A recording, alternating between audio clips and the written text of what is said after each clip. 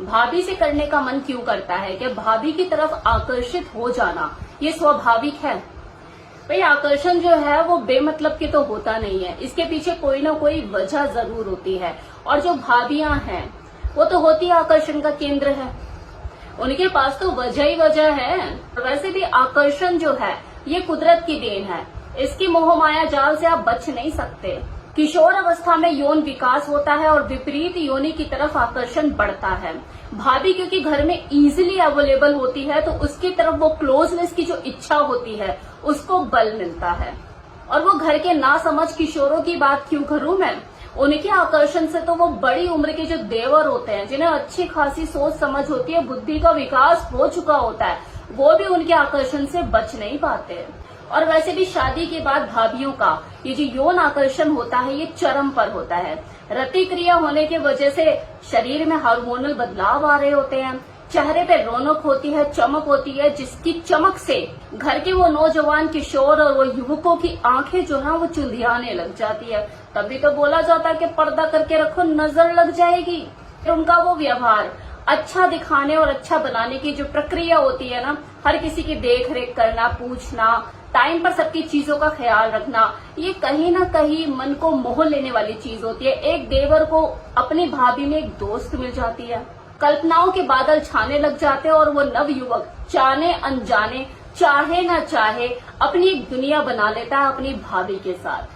मन के किसी कोने में उसका ये व्यवहार उसको आकर्षित करता है कि यार कितनी अच्छी भाभी है मेरी, सबका कितना ख्याल रखती है, मुझे भी एक दोस्त की तरह ही ट्रीट करती है, मेरी जिंदगी का खालीपन दूर हो गया, मुझे अब दोस्त के लिए किसी बाहर किसी लड़की के साथ फ्रेंडशिप करने की जरूरत नहीं है। और चलो कर भी ली तब भी वो अपने दिल के राज अपनी भाभी के साथ आके बयां करता है। और देखो यहाँ तक तो सब कुछ सही है, लेकिन दिक्कत परेशानी तब आती है जब ये आकर्षण, जब ये जगह कुछ ज्यादा ही बढ़ जाती है अपनी भाभी के लिए, जब वो उनसे प्यार, मोहब्बत, इश्क फरमाने की चाह पैदा हो जाती है, जब उसे लगता है कि यार अगर मुझे कोई समझ सकता है तो मेरी भाभी ही समझ सकती है, काश ये मेरी भाभी ना हो कि मेरी जीवन संगनी होती।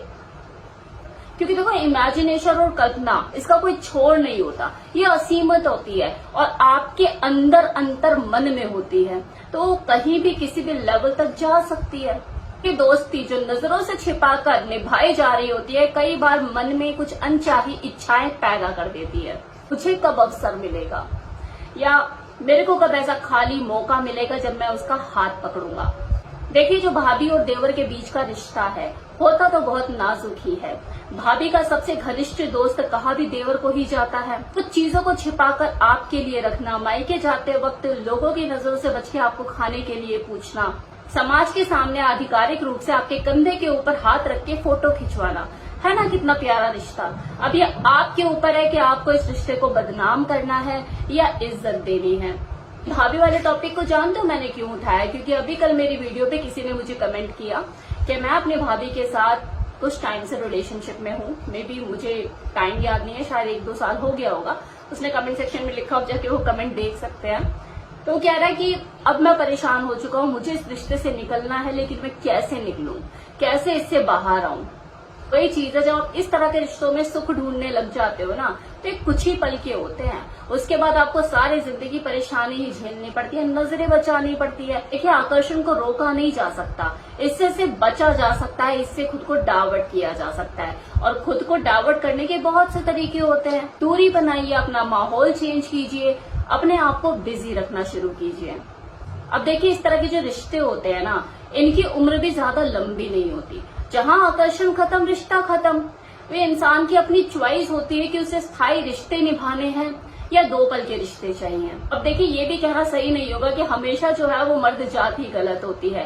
कई बार जो औरतें होती हैं घर की, वो भी सामने से ऑफर कर रही होती है, क्योंकि ऐसे रिश्ते जोर जबरदस्ती से तो बनते नहीं है। जोर जबरदस्ती हो तो वो ज्यादा चलते भी नहीं है, तो ये बनते तो आपसी रजामंदी से ही है। भाभी की तरफ से जब देवर को ग्रीन सिग्नल मिलता है तभी खटिया आवाज करती है, क्योंकि भाभी से ज्यादा पकड़े जाने का डर देवर को होता है। तो देखो जब परिस्थितियां बन रही होती है ना, जो माहौल पैदा हो रहा होता है 2 लोगों के बीच में, तो अवसर अवेलेबल हो ही जाते हैं भाभी के नजदीक जाने के, लेकिन चॉइस भी अवेलेबल होती है कि आपको नजदीक जाना है या नहीं।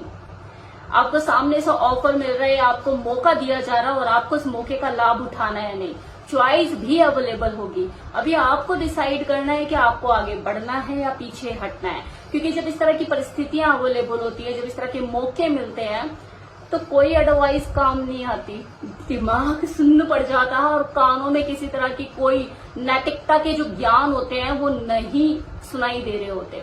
तो मैं आपको कोई नैतिकता का पाठ भी नहीं पढ़ाने वाली, ये आपको डिसाइड करना है, इट्स योर चॉइस कि आपको क्या चुनना है, आपको आगे बढ़ना है या आपको पीछे हटना है। कि आप करेंगे वही उस वक्त जो आपके जहन में चलेगा, फिर मैं भले ही आपको जितना मर्जी नैतिकता का पाठ पढ़ा दूं, अगर आपके अंदर वो मॉरल वैल्यू है तो आप पीछे हटेंगे, और अगर आप आगे बढ़ना चाहते तो आप आगे बढ़ेंगे।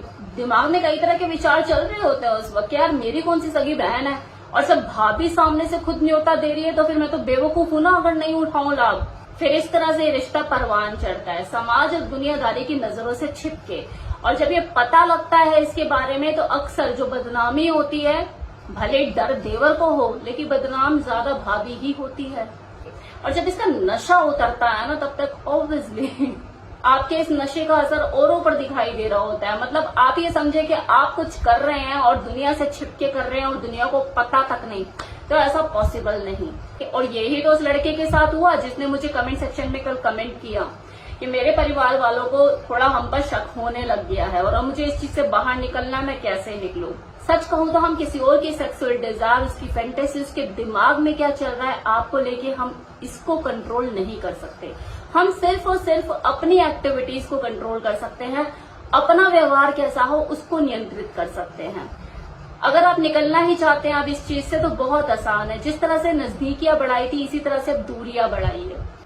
अपने जज्बातों को कंट्रोल कीजिए, माहौल बदलिए और खुद को बिजी रखिए। जो आपके साथ हो रहा है वो अक्सर लोगों के साथ हो ही जाता है, इसमें कोई बड़ी बात नहीं है, लेकिन इसको बढ़ाए चले जाना जरूर बड़ी बात हो सकती है। अंतिम की उम्मीदें तो आपको इस टॉपिक से कुछ हो रही होंगी जो हमेशा से रहती है। आफ्टर ऑल ये भाभी जो टॉपिक है आपका one of the favourite topic है जिसे मैं डिस्कस करती हूँ अक्सर, लेकिन इस वीडियो में मैंने उस तरह की चीजें डिस्कस नहीं की हैं जो आपके कान सुनना चाहते हैं, और वो मैं आगे भी नहीं कर पाऊंगी। 1 महीने तक मैं दूर रही ना आप लोगों से, वीडियो नहीं डाल पाई ना यूट्यूब पे, तो कम में कुछ ज्यादा समझने की कोशिश कीजिए। ये छोड़ कर वीडियो मत भाग जाइएगा कि यार अब तो पहले वाला वो मजा नहीं रहा। आपको पहले वाला मजा चाहिए तो मेरी पुरानी वाली वीडियो जाके देख सकते हैं, जिसमें मैंने भाभी के टॉपिक को किस तरह से गरम मसाला लगा के वो भुना के आपको इन्फॉर्मेशन दी है।